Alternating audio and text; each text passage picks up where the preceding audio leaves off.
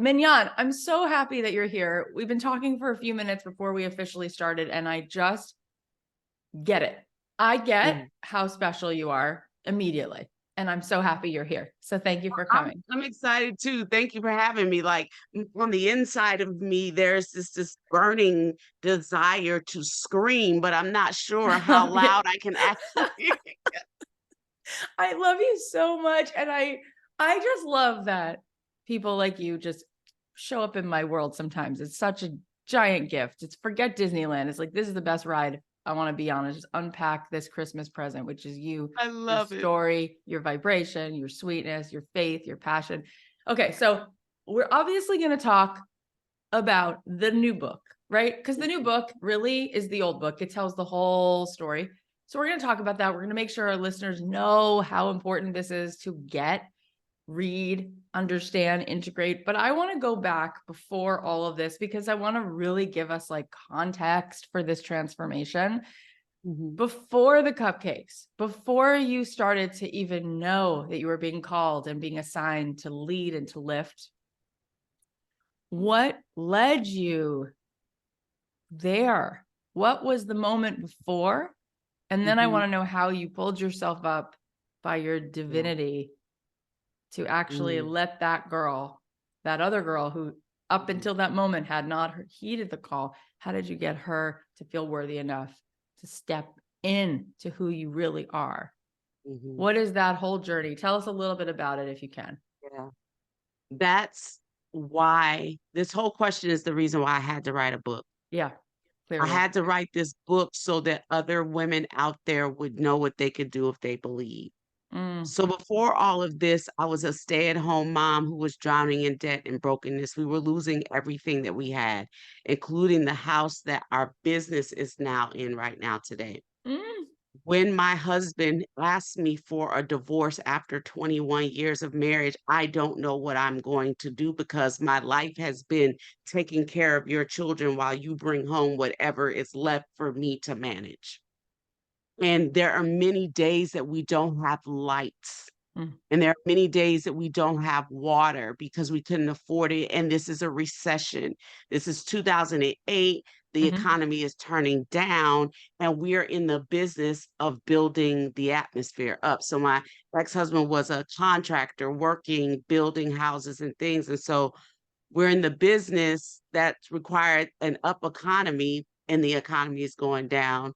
We don't have a savings. We don't have any money. We don't have any credit, and I hear this man on the radio say you could get out of debt by having a bake sale or a garage sale. Problem is I can't have a garage sale because I moved to Nashville selling everything that I had to get here. And then when we got to Nashville, the thing that we came to Nashville for fell through as soon as we got here. So we needed those tools that we sold to get here. Now what are we supposed to do? When we find this house, we start living here to raise our family here, but we start becoming known in the neighborhood because we have a whole bunch of kids. And the neighborhood loves our kids, and they don't know that we've been living in this house a lot of times without electricity. And my neighbor knocks on the door. I had been practicing this thing that Dave Ramsey was saying that you could do, have a bake sale to get out of debt. I had called my grandmother on the phone, who was my favorite baker, and she said, "Why are you trying to do this in the kitchen? You don't even like to be in there." And I said, "Because of the man on the radio." And so she says, "Okay, open up your hand, get this much flour, get this much salt." Like she begins to shout out ingredients. And all of a sudden, 17 years before, what didn't make sense in college when I was studying to be a doctor, all of a sudden made sense in my kitchen. And what I couldn't apply to the human body, I can now totally see it making sense in the kitchen. And so I started making these scientific reactions that I call cupcakes. And I started going out into my neighborhood and sharing them with people to see if they thought it was good. And as they would take down one house, they would put up 15. And so I would see real estate agents coming. I would say, "My family says it's so good. Will you taste it?" And they'd offer me money on the street. And I realized I had something that could save me. Oh, And my neighbor, when she knocked on the door, she asked me to make cupcakes for all of her clients for the season. This was going to be 600 cupcakes. But I had been sitting in the back of my house with no electricity in the dark. And I was doing this Dave Ramsey baby step plan, trying to make $1 out of 15 cents. And when you're in a situation like I was in, you can't even afford to put your money in the bank because a 1 cent mishap. It's so unfair. A 1 penny mishap will send you into an overdraft that now costs you $35, which makes you short for the next thing, which gives you another bank draft, which leaves you shorter for the next thing. And it's just a domino effect that you'll never catch up with. So I'm in the back of the house putting money into envelopes, trying to make ends meet. When she asked for this, and I had just realized I only had $5 left and I hadn't saved anything for the kids to eat for the week. She sees the perplexity on my face and says, okay, listen, when you make some, I'll pay you some. And so I'm like, okay, so I give you cupcakes, you give me money. Every time she says yes. And so I say, okay, and I close the door and I immediately have this come to Jesus moment talk with God. God, why would you give me this opportunity to make cupcakes right now when I have no electricity, I have no money to take it? And God said, but I feed birds and they don't toil or store up in barns. How much more will I give you who looks like me? And for the flowers that are here today and gone tomorrow, Solomon in all of his splendor wasn't even clothed like one of them. And I heard that in my spirit. And I said, okay, God. And I walked to the Kroger just a couple blocks down the street. And I bought everything that I could buy with that $5. And I turned it into 60 that day. So she did like she said that she would. And, sometimes it requires that we trust people where we can't trace them. And I turned $60 into 600 by the end of the week. And it's been that same money that I've been flipping for the last 17 years. oh, I built this business with no debt. I built it with no experience in the business. I built it with no knowledge of the product. And I built it losing the house that the bakery exists in right now today.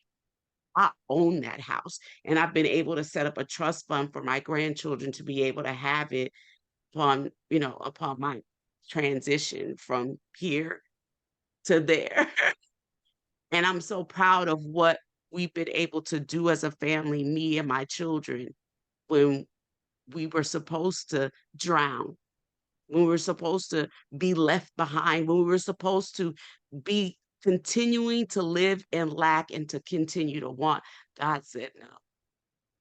I already cried twice Mm, because when you hear the truth, there's no words. It's just tears. The tears are the recognition of the truth. mm, And so mm, I thank you for bringing truth here. mm, And the grace, I think it's mm, grace that is the mm. most true thing, is that we forget that we are given grace just for being. Oh, And if you are willing to remember and then to allow the grace, mm. your whole life is different. Yeah, there's a And sign I write in a journal says, "Don't forget to remember. Don't forget to remember all the places that I brought you from." And grace has been a word that, has followed me. I just wanted to be graceful when I walked into rooms and things like that. And with those words that you just said, maybe that's what it was all about. The grace that I was asking God for was connected to my memory of where He brought me from. And the grace that I was willing to give to others because of what He had done for me. And that if I would be in the business of people, that He would fund my plan. That if I would fund His vision in the business of people, that He would fund my plan to move my own needle in my own personal life. these So words, good. these words with this energy in them is what everyone needs to dress themselves with in the morning. It's like, yes, you need to put the clothes on and Mhm. brush your teeth, but you must dress your mind and your heart with this, like your words, the way you say them, the way you embody them. So let's keep going because it's That's truly so like good. this is truly like a Alice in Wonderland in real time. It's so much cooler than Alice in Wonderland. It's magical in the most mystical way that life can be. So you built a multi-million-dollar empire from this level of integrity, of passion, of courage, of yummy, adorable personality, like all these things that you are, those are all part of the ingredients. Tell us what happened. What happened next after it went from $600? Where did it go from there? Yeah. So I had placed a sign outside of my door saying bakery coming soon. And I thought that meant that everybody was going to come. And I didn't know that they weren't going to come. And, I had told all my friends and my friends said they were coming. Sometimes you can't just depend on your friends to be your customers. You know what I mean? I had to learn to depend on God. I heard a pastor say this and I thought it was so true. Pray like it depends on God, but work like it depends on you. And that's what I was doing. I was It's a working good like it combo. depended on me, but I was praying like it depended on Yeah. God. You know what I mean? And I remember sitting in my business and I had only made $17 this particular day. And my ex-husband now called me and asked me how were things going. And I got ready to open my lips to complain and say, man, I only made 17. You know what? Everything's fine because whatever it is, God sent it, and it's not a surprise to God. And when I got into my spirit that every person that walked through that door was sent, that they didn't stumble on this place, that they were sent by God, then I treated them like I was glad to see them, that God had sent them. Almost like there's a Bible verse that says, "Be careful with your hospitality, how you entertain strangers, because you do not know when you're entertaining angels unaware." And I started treating them like that. And that's when it turned around. It stopped being $17 days. I remember 50 and 100 and $500 days. I remember my first 10,000 cupcake order that I Oh got in my one God. day. What was that We from? were Yeah, Who was it came from Lipscomb University, and it was graduation. And I remember, like, how are we supposed to do this? We're committed to, always doing, you know, uh, cupcakes in a day. Like, we're not gonna save these. What are we gonna do? And my team was committed and they were like, can we have food? Can we have drink? Can we play music? Can we do whatever we want? I was like, absolutely. And they locked in and they stayed all night and we baked all night and they had a good time. And literally back then we were still living on the property and they got in the beds and they took rotation on naps. Like, their their hands were red when they left, but we had accomplished something together and we were satisfied. wow. And then from there, what was the next big milestone? I think that was just like a whole trajectory of different things that had happened. I can't say like what was the next thing except that we opened one of the first food trucks that was in Nashville because I was always willing to listen to what people were asking me to Sure. do. And a customer had just moved back home from LA, and she said, "They're doing a thing out in LA that they're not doing in Nashville, and I feel like you would kill this game if you would do it." And so I didn't understand what a food truck was really, but I had been to New York. She's like, "Come, let's think about New York." And so I started doing research and I found, oh, okay, like a vehicle, and you put your store in the vehicle and you can take it. She's like, "Yes." So I started looking immediately for a vehicle that I could use to put my bakery in. And so we found this school bus and we transformed this school bus into an operating bakery. And we started doing what we call bus stops, and people started like waiting for the bus at stops that they created. And so they would reach out to us. So social media was just becoming a thing. They would reach out to us on Facebook and said, we've got 50 people in this office. We want a bus stop right here. And so I would get on social media and say, I'm on my way to this place. Where am I going next? And that's when people were like really, really involved in Facebook, and algorithms weren't what they are right now, right? And we were just going around the city, stopping and selling cupcakes. And people were in awe of this thing that this girl from New Orleans had created. And they just wanted to be a part of it. And they were saying things like, it's the best cake I've ever had in my life. And a lot of them didn't know I had never baked a day in my life, and that I didn't know how to bake, not even out of a box, before I started this business. But when they began to learn that, they began to tack on to my obedience. And what God had told me from the beginning was, people are going to pray to me on your behalf, and they're going to ask me to make you successful because of your obedience that you have shown me. So now praise God for this indescribable gift that you're getting ready to receive. And That it's is been so, just like that. it's so beautiful and so much fun to hear that story. And then you opened a brick and mortar. Your first one was in New Orleans, right? No, my first one is in Nashville. Oh, your first one was in Nashville. 'Cause I was Yeah, like, because I, I I read about live New in Orleans. I'm Nashville. like, how'd you get to I'm New from New Orleans? Orleans. Oh, that's I'm why. from New Orleans. This is such a wonderful story. I'm from New Orleans, and I have two sisters that were still living there.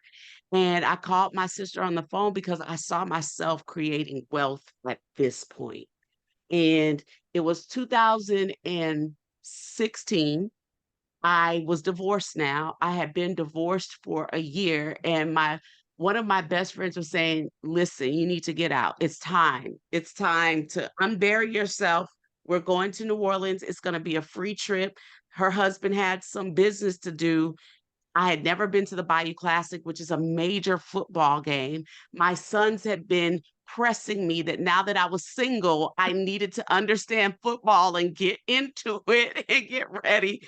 And so I was always an obedient student. And so we go down to New Orleans and we start eating around, and I start saying, wait a minute, like this is our city. This is where we're from. What happened? Where are the things that we knew? And started seeing things that we didn't understand. Like, we didn't have chains in New Orleans. There was just, like mom and pop places. Yeah, yeah. And so after Katrina, a lot had changed. And it's just like, what are the people working in the places looked like they were cast in the movie to work in the shop in New Orleans, but they didn't know what it was. And that didn't set well with me. So I called my sister on the phone and I was like, sister, look, what if I showed you what I knew and taught you how to fish? Would you fish? She said, I would eat every day. Mm. And I was like, let's go. So I brought her here for a month. Oh, I started to teach her everything that I knew. And I started showing them about business. They knew nothing about business and they knew nothing about baking, but they came and they learned and they practiced and they went back. And we would go back and forth as long as we had to. Sometimes I would meet them halfway between Nashville and New Orleans with fresh stuff while they were learning how to do it. And we've been there now for 6 years.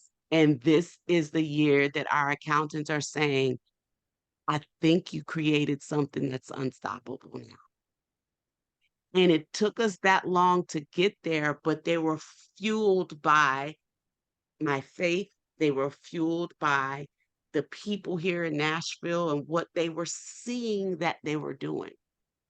And the indication for your listeners here is that faith comes by hearing. The more you hear it, the more you see it, your faith can grow. And faith and hope are connected to one another. Faith is the substance or the material that hope is made up of. And that if you have faith, even to believe in something that you've never seen before, it's enough to go ahead and get your hopes up that it can happen for you. And the indication of knowing that it can happen for you is just seeing me do it. Because if God is no respecter of persons, that means that if I've done it and you can see me doing it, then you can have it too. If you're willing to put in what I put in to get what I get out.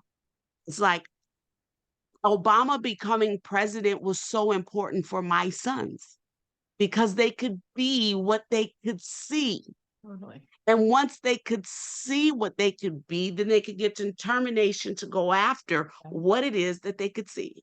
Yeah. I mean, yes, yes, yes. And so, so much yes. You said something, it was like a very simple but profound. I mean, you've said so many things that we could just sit here and talk about for days and days. You said something, you said something like, I'm going to paraphrase. You were like, and then at this point, I could see myself building wealth from this. You said, I want to say that because it's interesting, isn't it, that in the beginning, your ability to open your palms to receive God's grace, you were able to see $5 turn to 60.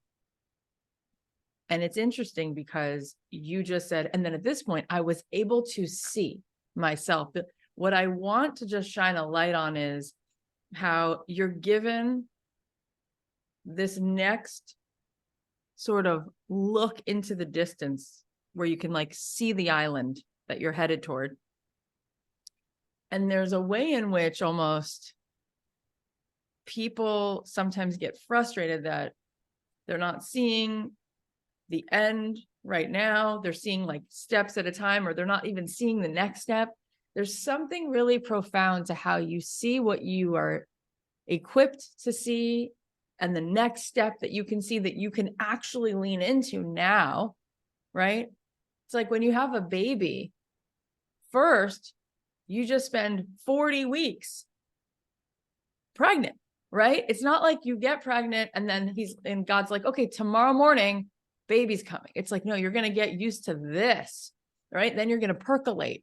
Then you're going to be considering and intending what is it that you have in store. And then you're not going to have an 18-year-old on day one who's got these 18-year-old problems. You're going to have a newborn who has these problems, and you can see this far, and then you're going to see the next thing and the next thing. And it's almost this beautiful gift that we unwrap it one step at a time so we can handle. But then there's this way in which we want to just keep unwrapping more, right? So I'd love you to talk about, what does it mean that you continue to be able to see further so that people who are listening right now can really see what's next? Because it's one thing to say, yes, when Obama was president, no doubt that creates representation of what is possible. But at the same time, because that's the moon, because that's landing on the moon, so to speak, and you're learning how to crawl, sometimes we can say, well, forget it. That's so far that I dismiss it on some level because I need to see $5 turn to 60, right? Yeah. Yeah. So how do we understand that so that listening to you, anyone who's listening can say, okay, God, what's the next way in which you can open the lens for me? I think, first of all, I love how you talked about a baby, because that's what I often tell people about how do you know when your business is growing? Well, you look at it just like you look at a baby. It's like, when it's a little baby, I'm not going to leave it alone, and when it's 18 years old, it better leave me alone, right? But how do you know when you're getting to that next step? I think when you're in it, you can't see the story that you're in. Right. You don't know what story that you're in when you're in it. It's only when you get to the next piece of it. There's another Bible verse that pops in my head, that here's the promise of God. You won't know the whole story. Because if God showed us the story and the things that we were going to have to go through, we would quit and give up on the end story that we told him that we wanted. If Wow. we saw what he was going to take us through, had I seen what it was going to mean to walk through this thing with no electricity, and the days that I had to feed my children the same old thing, and the days in which they never complained about it and said, Mommy, we want something else.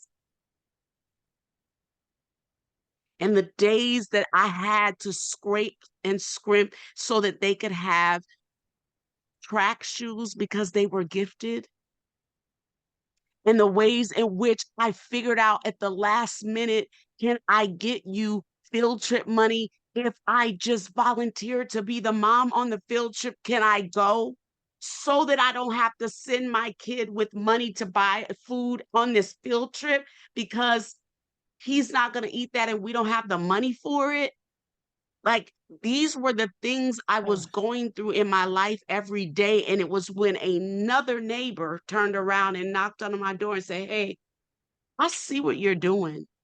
And there's a program that you could be involved in. Now, it's going to cost you some money, but I think there's a scholarship. Just fill out the application." And I immediately become intimidated because they said on the application you need to have made $250,000 by now. And I didn't even know I was making that kind of money because I was in such debt that mm, I was just like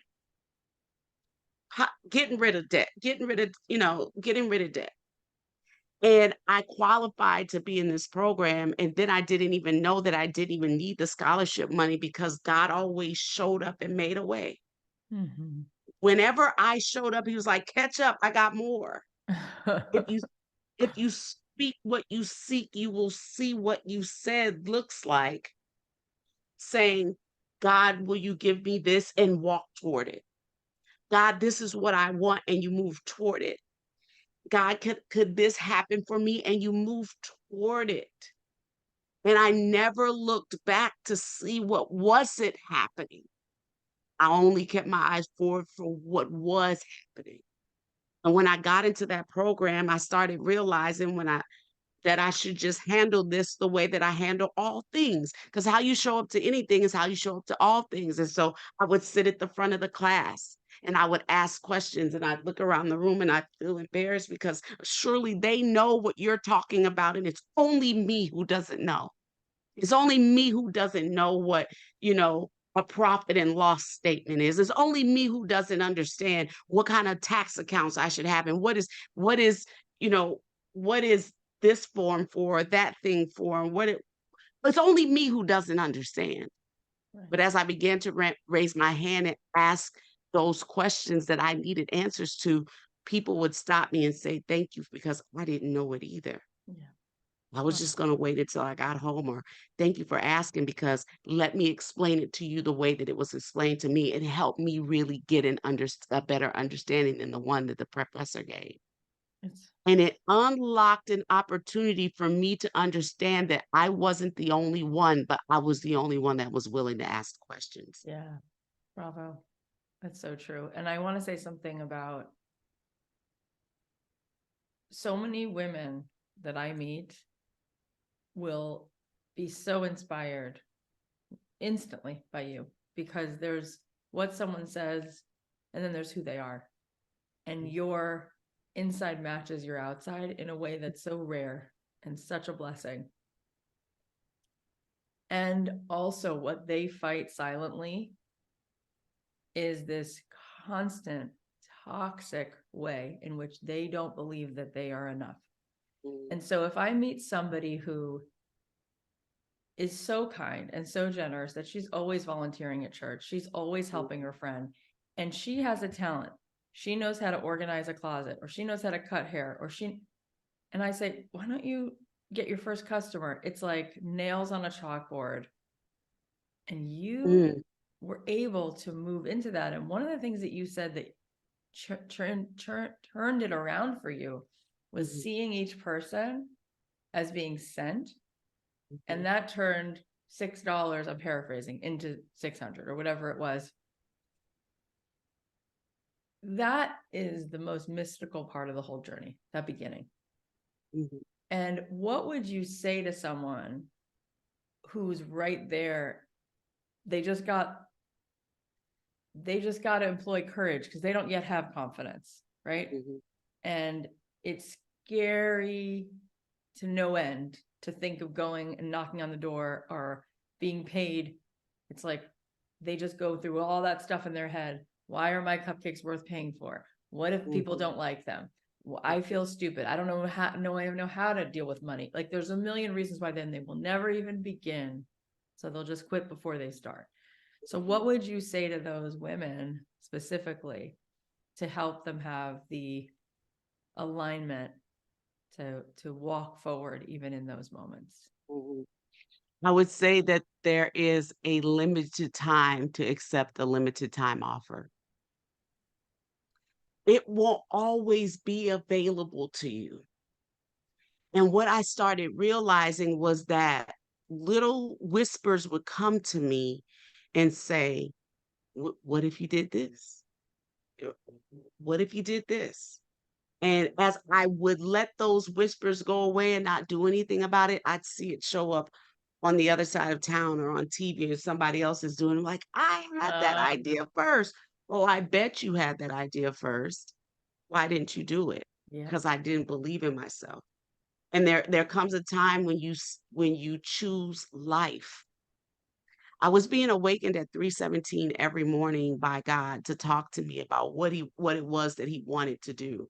And I didn't know that's what was happening, but I was watching PBS 3 o'clock morning, and the man on the TV, his name is Wayne Dyer, was saying, "The morning breeze has something to tell you. Do not go back to sleep." And I realized then that God was inviting me into something that he wanted to collaborate with me. And when God stopped waking me up, he's waking me up like 3:17, like the clock was going off in my heart. Boom, wake up, right? And it was like sometimes I could physically hear an alarm, but there was no alarm, and it would always be 3:17. I remember showing up to talk to God and saying to God, please don't talk, because if you talk, I'm running straight out of this room because I am not ready to hear your voice. And God showed me how he speaks. He speaks through words, words that are already written in black and white.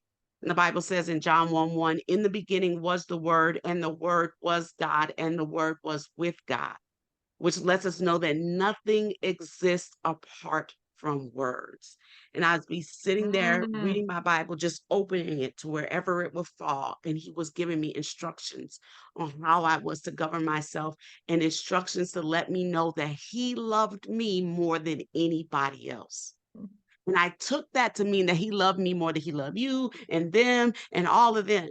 But what God showed me later was he loved me more than anybody else could love me. So whatever love I had ever received, I did not know love before the love that I was about to experience right now. And while I still would go around and say, oh, he loves me more than anybody else, he can love you just like that. And that was the thing that turned everything around for me, Kathy, was when I learned that even though my husband had rejected me and he had promised that he was never going to leave, that God was never going to leave me. And that even though all the people who came before me and that my father said that he couldn't love me because he didn't love himself, that even then that God still loved me, and he loved me more than anybody else ever could. And he sent these little children to be loved for me. And when I tell you that my kids love their mother in ways that people envy because I didn't have love like that before. And it was them who I was working for. And it was them who I wanted to be successful for. And it was them who was cheering me right along, even into this very day. They say, Mom, when you find out who you are, Mom, you're going to take over this world, Mom. And they would just cheer me on into the things that they already knew that their mom could do because they believed. And if I was willing to just take a little bit of the fuel that they were giving me, that was enough to fuel my faith into the place that God was sending me. And that's what I hope somebody else hears today, that God loves you more than anybody else, and that he has called you into a purpose. And all of us were called to a thing, and all of us were given a measure of something that we can use. But what is it that you have in your house? It might not be in your cabinets like it was for me, like butter and sugar and eggs, but it might be on the inside of your wheelhouse, your abilities, your talents, and your gifts that you can use to take you from where you are to where you want to be. And the indication that you're watching me right now is that all you have is all you need. I opened this business on a dorm size refrigerator and a KitchenAid mixer because that's what I had. I I thought I mean, needed a big commercial refrigerator. I thought I needed big mixers. I even imagined that one day I would have some sort of like chain of, rolling things to bake all this product. And God even showed me then that I wasn't wrong. that it was going to come, but it was going to come one step at a time. But if he showed me what I was going to have to do to get there, I would have quit on the end goal that I asked him for in the first place. And that's the Bible promise. Right now, you'll only know in part. Yeah. But then the Bible says face to face. That means when you get before my face, I'll show you more. And in the end, when I come for you in my kingdom, I will show you what it was all about and what made it all worth it.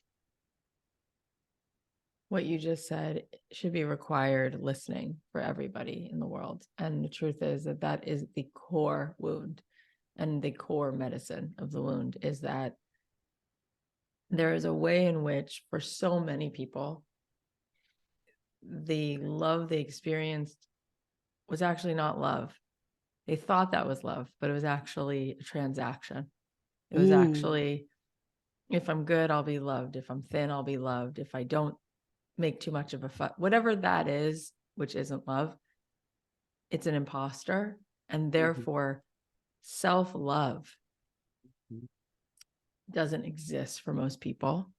mhm, And I've had my own journey with that. And mhm. then when you get on your knees and realize that you were made by a creator that loves you, period, end of story, that love on a level that's not earnable, and you then learn that self-love, you get wings. Yeah. And you just spoke that over all of us. And that is it. Because all the garbage that people hear in their head, what's underneath it is a lack of that. Mhm. And look at the smile that's on your face, which comes from that deepest, most consistent, unconditional place of love, which is innate in you. It's what you're born of. And there's no way around that. You have to get that. You have to get that. Mhm. You can go to any business school and you can learn and da da da. And it's like, if that is missing, you will fall off that road. Yeah. So Yeah. that is such an incredible gift. I want to ask you another question though, since I just love hearing you speak, is what do you think? Let's really unpack it, because there are other people making cupcakes, and there Mhm, were, mhm, and yet it lands, right? mhm. So what's in that cupcake? Why is it that it held water when they can go to the grocery store and get a 75-cent cupcake? They can make them out of a box from Duncan Hines. Why did they buy yours? Because they were sent. We never know why God chooses us to cause a thing to be birthed in, but your obedience is key. I showed up at the time when God told me to show up. I owned my right now in order that I would win. And this is one of the things that want to share is now faith is the substance of things hoped for. And so if faith and hope go together and one fuels the other, the the now faith is a kind of faith that fuels this level of hope. And I don't think it's by coincidence that the letters NOW Mhm. are OWN, because all you OWN is the NOW. Ugh. And when you realize that all you OWN is NOW, you will have WON. Oh my You win goodness. when you own your now because it's all you own. The moments that you spend Yeah, with people and spaces to come here and to learn and to be with us so that you could know what you could do if only you believe, it's the only thing that you own. that's Because it. when you get up and you turn this off and you walk away and say, "Oh, that was good. Now what am I going to do next? Let me go into my car," and you realize it's gone. We're watching people lose everything Yeah. in natural disasters Yeah. that they Yeah. didn't expect would ever happen. Right now, today, California is bracing for a hurricane, and they haven't had a hurricane since the 1930s. Yes, that's correct. And in Louisiana, we're having wildfires. And Hawaii is experiencing Devastation. this devastation. And the only thing you have when you walk out of a devastating loss is the moment that you're in That's it. to decide this is not going to take my mind. I'm not going to lose my life. I am going to take a lesson from this. This will not cause me to lose. I will win. Because the promise of God, I believe it is in Second Corinthians, that he always causes us to win. So if we haven't won yet, then the indication that the race isn't over is that you haven't won yet. And so if he always causes you to win, that means get ready for a win, prep for a win, no matter what it looks like. Prep for a win, because that is your promise. He always causes me to triumph.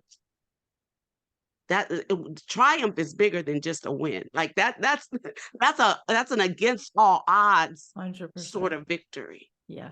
Something that I love so much that is so integral in who you are and what you do and why you wake up every day.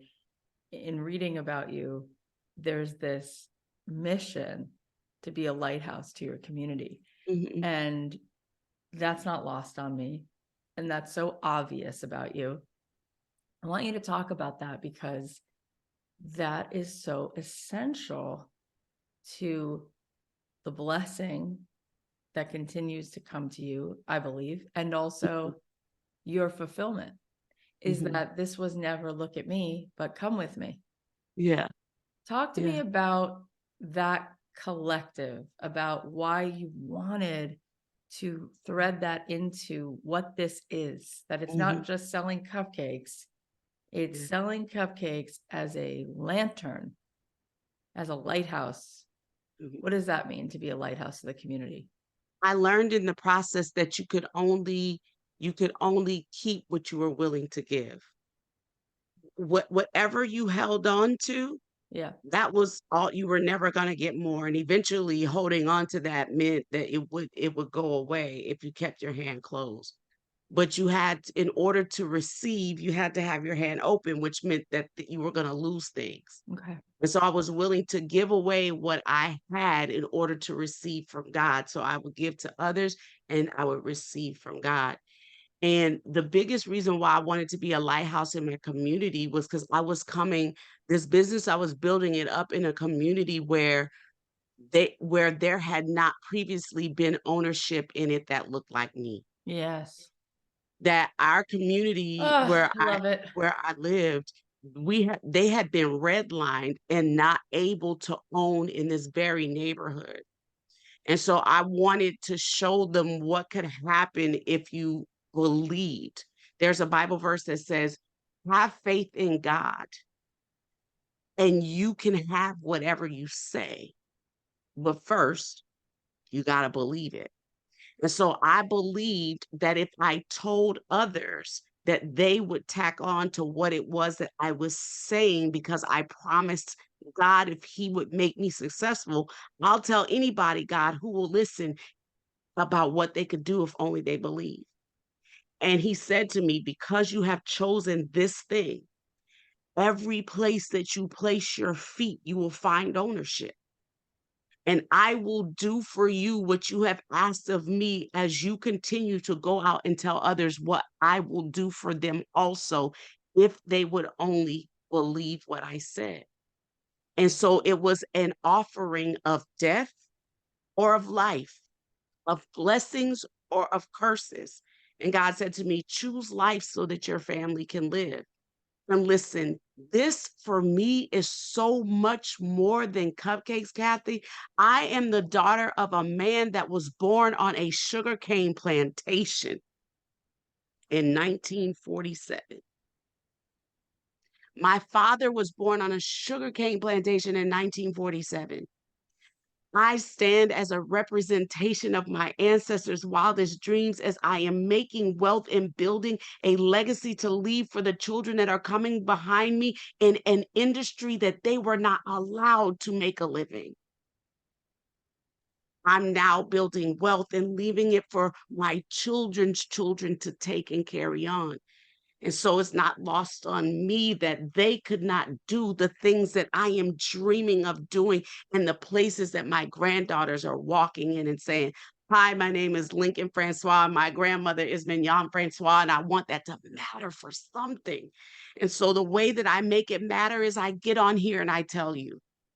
I get on here and tell you about a girl who couldn't bake, not even out of a box, and the dream that I had about what I could do if I believed, and how God amplified it and gave me a platform that I could use and tell more people. And you allow me to share your platform to tell more people, and they will tell other people, and they will get this book made from scratch.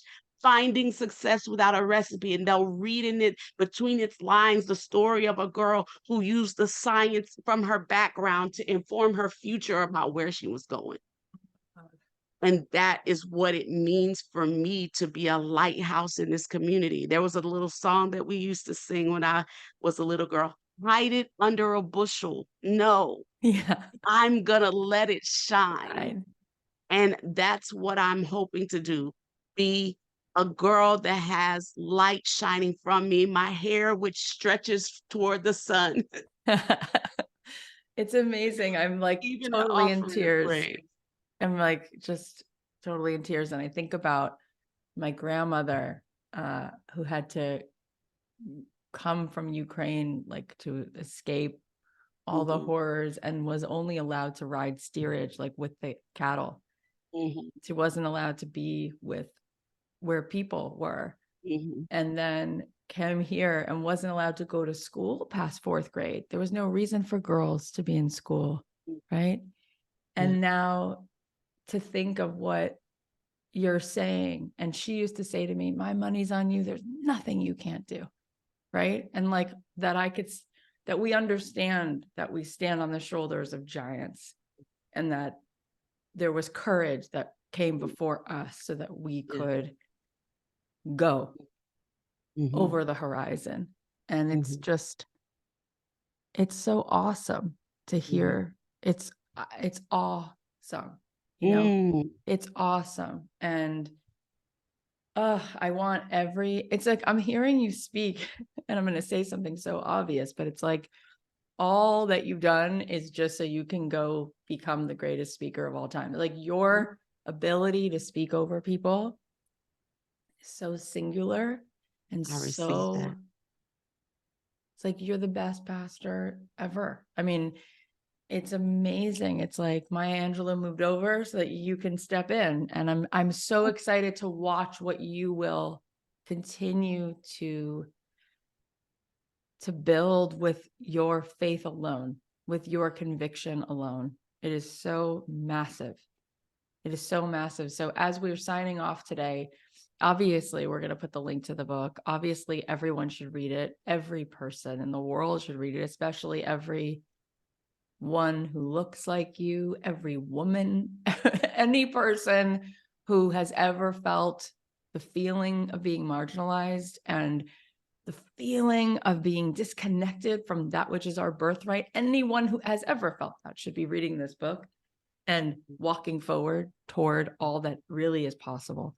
But as we sign off, what is the one thing that comes to you now when people finish reading the book or they hear your story? What do you want them to walk away with?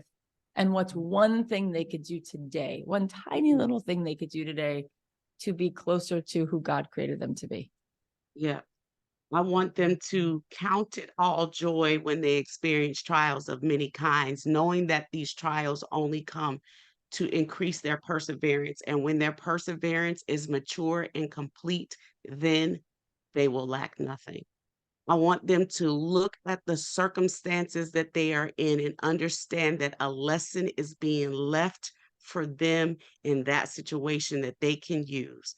And that's what I hope that they will hear me say, that today you can say, I'm going to get joy out of this that this is not going to break me, and that I'm going to use this little bit and I'm going to turn this little bit into much. That's been the thing that God has shown me, is that if you would count it all joy, that when you cry, that I bottle up your tears, and then I use that bottle of tears to water the seeds that you've been planting. And from that seed, from the ground, up from it will spring a harvest of joy. That's what I believe. I believe that tears are necessary primal language that we must speak. Yeah. Because no matter what language we speak, no matter what background we are from, everybody understands tears. Yeah. No matter if we don't speak the same language. If you cry, I know if it's tears of joy. If you cry, I know if you're burdened with something. Yep. And the Bible says that the Holy Spirit intercedes for us with groans and whispers that cannot be uttered with words. And your heavenly Father hears those things and he supplies your need. And so I would say, first, get on your knees and cry, baby. Cry. If you got to wail and lament, do that, knowing that God is bottling up those tears and he's going to use those to water the harvest that is coming in your life today, if you would count on it as being joy. God bless you. Mm, Thank you I so much for being you. Thank you so much for sharing you. Thank you so much for believing so big and allowing that belief to cover us all. Yeah. You're such a blessing. And it's so awesome that I get to sit here for an hour. It's like all the medicine I need for the rest of the year. I just got it in an hour. What a gift. Tell You everybody. blessed me too.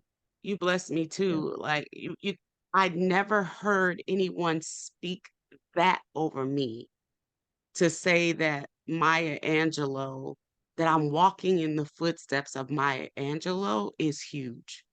Because I was thinking of a quote that she said, I come in as one and I go out as many. I stand as 10,000.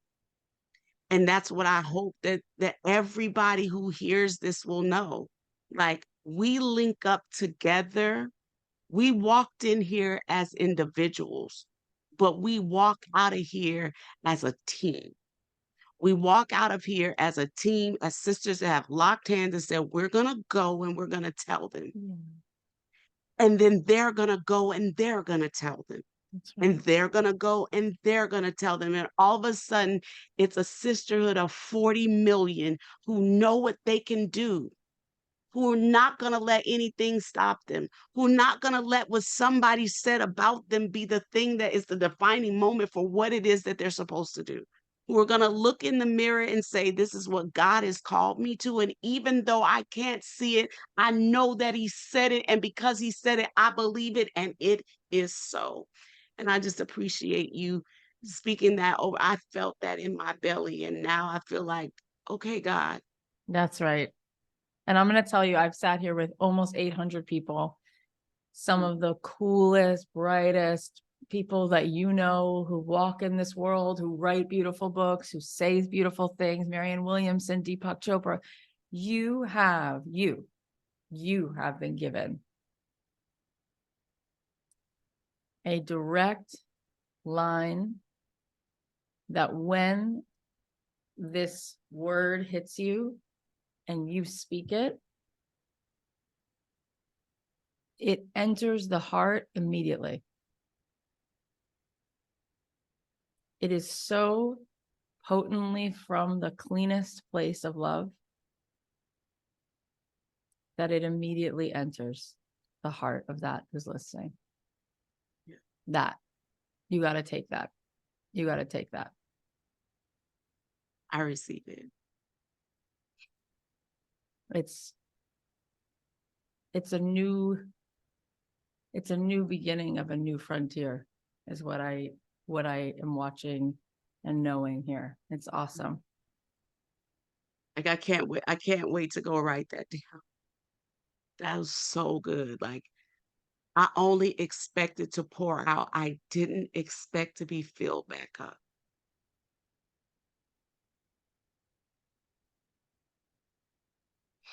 You co-created that because you are available for it all the time. You're available for it. I had a friend who recently had a stroke and from the hospital called me to bless my marriage, left me a message, not knowing that I was going through such a hard time. And I said to my sister, how is it possible? Humanly possible, I said. That's an expression, right? How is it humanly possible that this woman would call me from the ICU, not knowing what I'm struggling with, to tell me I just got the download? Your marriage is a blessing. And my sister said, because you're available for God in all ways, that she would call you. Mhm. So it's not humanly possible, but it's possible because you're open, Mhm. right? Oh, You, that's so good. so I'm saying you are so open for the revealed miracle that you will find it even when you thought you came for one thing. There's a side of this blessing, and I just thought I was going to be smiling the whole time because I was on your Instagram and I saw how cute you are. So cute, like the most adorable, lovable force. But I had no idea that I was going to be wrapped in this